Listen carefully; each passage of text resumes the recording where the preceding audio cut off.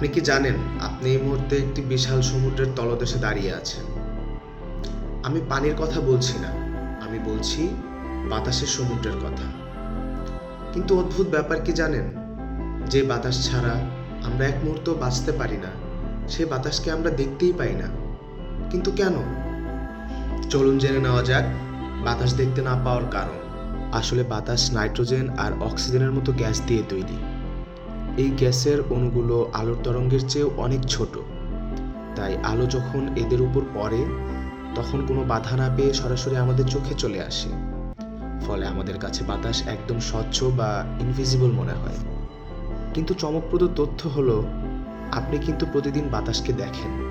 খেয়াল করেছেন চৈত্র মাসের দুপুরে রাস্তার উপর বাতাস কেমন কাঁপতে থাকে?